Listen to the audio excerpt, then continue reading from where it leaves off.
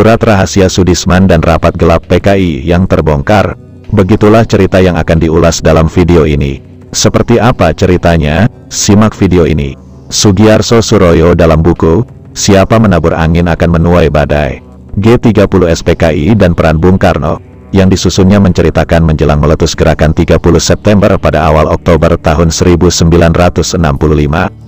Latihan-latihan sukarelawan dengan kedok sukarelawan Dwikora terus digencarkan. Menurut Soegiarso Suroyo dalam bukunya, pelatihan sukarelawan ini memberi kesempatan untuk melatih lebih banyak komunis mengenal taktik kemiliteran. Masih menurut Soegiarso Suroyo, oknum-oknum militer, terutama dari AURI, banyak membantu latihan militer yang dilakukan pemuda rakyat, Gerwani, dan ormas-ormas PKI lainnya. Dalam bukunya, Soegiarso Suroyo juga mengungkapkan bahwa pada bulan April, seorang anggota Angkatan Kepolisian Republik Indonesia yang bertugas di Boyolali, Jawa Tengah telah berhasil menyusup ke dalam organisasi PKI. Anggota Angkatan Kepolisian Republik Indonesia ini mencatat isyarat-isyarat gerakan bahaya PKI. Pada tanggal 13 April tahun 1965, anggota Polri itu mengikuti rapat gelap di rumah Joso Prawiro, seorang tokoh PKI di Kecamatan Mojosongo. Rapat diadakan tengah malam diikuti oleh 12 orang gembong PKI Jawa Tengah. Yang dibicarakan, instruksi kampanye serentak Presiden mengumumkan perang dengan Malaysia.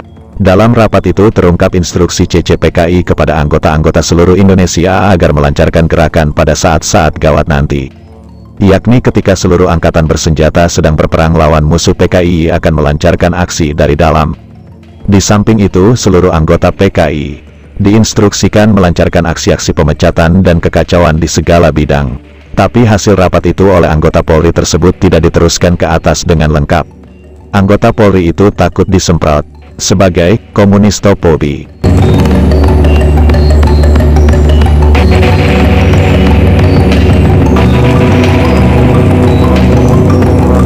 Fakta lain yang diungkap Soegiarso Suroyo dalam buku yang disusunnya mengenai instruksi rahasia yang dikeluarkan Soedisman, salah satu anggota Politbiro CCPKI. Menurut Soegiarso Suroyo, pada tanggal 27 September tahun 1965, diam-diam PKI menyebar instruksi CCPKI ke semua CDB di seluruh Indonesia. Instruksi itu ditandatangani anggota CCPKI Soedisman. Isi instruksi rahasia Soedisman itu sebagai berikut. Komite Sentral, Partai Komunis Indonesia, Kramat Raya 81, Jakarta 2-4, kepada semua CDB, Jakarta, 27 September tahun 1965. Hal, petunjuk instruksi-instruksi yang telah diberikan secara lisan. Bersama ini kami berikan petunjuk instruksi guna pelaksanaan keputusan CC sesuai dengan yang telah diberikan kepada semua CDB secara lisan oleh anggota-anggota CC. Instruksi mengenai hal itu akan segera dilaksanakan bila mana kode-kode yang lelah diberikan secara lisan oleh anggota CC disiarkan melalui RRI. Bila mana hal tersebut di atas terjadi, kawan-kawan diharapkan pengertiannya bahwa apa yang dinamakan Dewan Jenderal yang semua kegiatannya telah diketahui, semuanya lelah akan dipatahkan, termasuk Jenderal Nasution, Yani, Soeharto, Parman, Panjaitan, Suprapto, Haryono dan Sutoyo. Semua kesatuan angkatan bersenjata kecuali yang ada di bawah kekuasaan kita akan menjadi kacau dan tidak mempunyai kemampuan untuk melawan.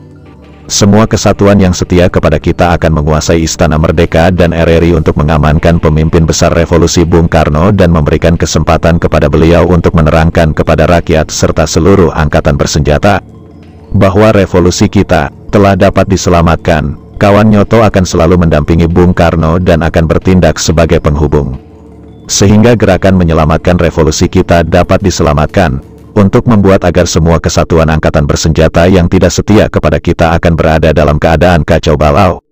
Maka semua CDB harus melakukan secara lugas tugasnya yang ditujukan kepada kesatuan-kesatuan angkatan bersenjata di daerah masing-masing. Dan segera setelah menerima penyiaran kode-kode melalui RRI. Di samping itu kepada semua CDB diperingatkan, apabila dalam jangka waktu antara 28 September sampai tanggal 5 Oktober telah mempunyai rencana lain, maka rencana tersebut harus diundurkan dengan memberikan alasan yang masuk akal demi untuk menghindarkan kecurigaan dari pihak manapun. Instruksi ini harus dibaca oleh setiap kawan pimpinan CDR dan Setelah selesai instruksi ini harus dirobek atau dibakar di muka pembawa surat dari CC ini. Sekretariat CCPKI. Sekretaris tertanda Sudisman. Tidak hanya itu, salah satu anggota CCPKI, Anwar Sanusi, pada tanggal 29 September tahun 1965 di Jambi mengatakan bahwa Ibu Pertiwi sudah hamil tua. Tinggal tunggu peraji. Ternyata itu kode bagi para anggota PKI untuk siap-siap tunggu tanggal mainnya.